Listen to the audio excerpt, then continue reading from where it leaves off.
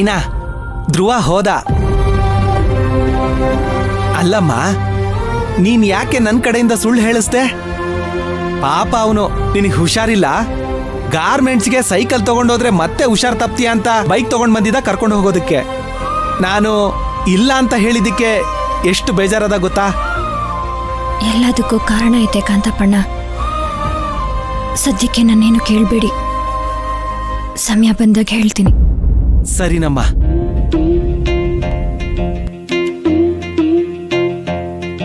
ಊರ ಕಣ್ಣು ಯಾರ ಕಣ್ಣು, ಮಾರಿ ಕಣ್ಣು ಓರಿ ಕಣ್ಣು,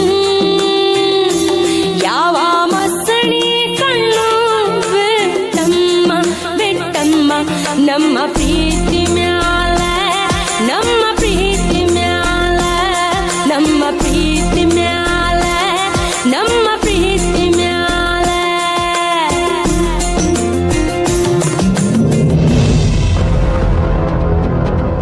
ರೀ, ಕಾಫಿ ಅಲ್ಲಿಟ್ಬಿಟ್ಟು ಹೋಗು.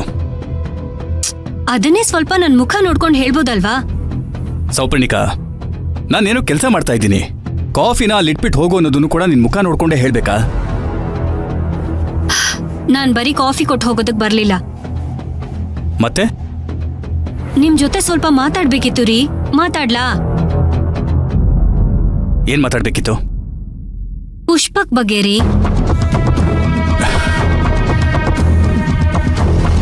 ಸೌಪರ್ಣಿಕಾ, ಪುಷ್ಪಕ್ ಬಗ್ಗೆ ಮಾತಾಡೋದಕ್ಕೆ ಅದೇನ್ ವಿಚಾರ ಇದೆ ಹೇಳು?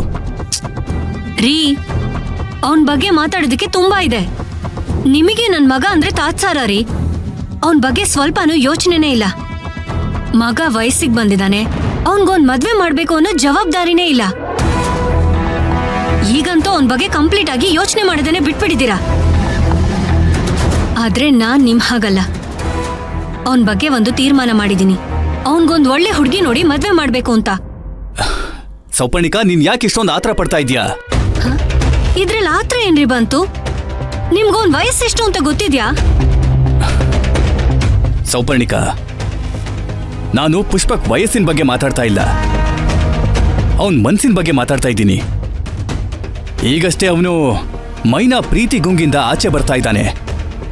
ಹೀಗಿರುವಾಗ ಅವನ್ ತಲೆ ಮೇಲೆ ಮದ್ವೆ ಅನ್ನೋ ಭಾರನ ಯಾಕೆ ಹೊರಿಸ್ತಾ ಇದೀಯಾ? ಇದನ್ನ ಅವನ್ ಹೇಗ್ ತಡ್ಕೋತಾನೆ ಹೇಳು? ನೋನೋ, ನನಗಿದೆಲ್ಲ ಸರಿ ಕಾಣಿಸ್ತಾ ಇಲ್ಲ. ನೀನ್ ಅವನಿಗೆ ಹೇಳಿದ್ರು ಅವನೀ ಮದ್ವೆಗೆ ಒಪ್ಕೊಳ್ಳೋದಿಲ್ಲ. ಅದ್ ನನಗೂ ಗೊತ್ತು ರೀ. ನಾನು ನೀವು ಇಬ್ರು ಒತ್ತಾಯ ಮಾಡಿದ್ರೆ ಅವ್ನ್ ಖಂಡಿತ ಮದ್ವೆಗೆ ಒಪ್ಕೋತಾನೆ.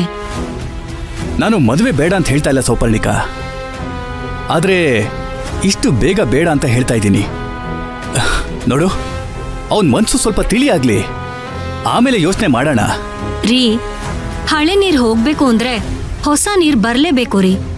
ಅದನ್ ಬಿಟ್ಟು ಹಳೆ ನೀರ್ ಹೋಗ್ಬಿಡ್ಲಿ, ಆಮೇಲೆ ಹೊಸ ನೀರ್ ಬರ್ಲಿ ಅಂತ ಕೂತ್ಕೊಂಡ್ರೆ ತಳದಲ್ಲಿರೋ ನೀರ್ ನಿಂತು ಕ್ರಿಮಿಕೀಟ ಹಿಡಿದು ಹಾಳಾಗ್ಬಿಡುತ್ತೆ. ಜೀವನನು ಹಾಗೇ ರೀ. ನೀವ್ ಕಹಿ ಘಟನೆನೆಲ್ಲ ಮರಿಲಿ, ಆಮೇಲೆ ಮದ್ವೆ ಮಾಡಿದ್ರಾಯ್ತು ಅಂತ ಕೂತ್ಕೊಂಡ್ರೆ ಇವನ್ ಮನ್ಸು ಇನ್ನೂ ಹಾಳಾಗ್ಬಿಡುತ್ತೆ. ಅದಕ್ಕೆ ಅವನ್ ಜೀವನದಲ್ಲಿರೋ ಕಹಿ ಘಟನೆ ಮರಿಬೇಕು ಅಂದ್ರೆ ಸಿಹಿ ಘಟನೆ ಬರ್ಲೇಬೇಕು ರೀ. ನೀನ್ ಹೇಳೋದು ಸರಿನೇ. ಸರಿನೇ ಅಲ್ಲ ರೀ, ಇದೇ ಸರಿ. ಆ ಮೈನಾಯಿಂದ ನನ್ ಮಗ ಎಷ್ಟೆಲ್ಲ ಅನುಭವಿಸಿದಾನೆ.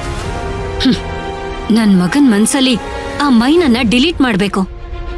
ಅವನ್ ಡಿಲೀಟ್ ಮಾಡ್ಬೇಕು ಅಂದ್ರೆ ಅವನ್ ಜೀವನದಲ್ಲಿ ಹೆಂಡತಿ ಅನ್ನೋಳು ಬರ್ಲೇಬೇಕು ರೀ.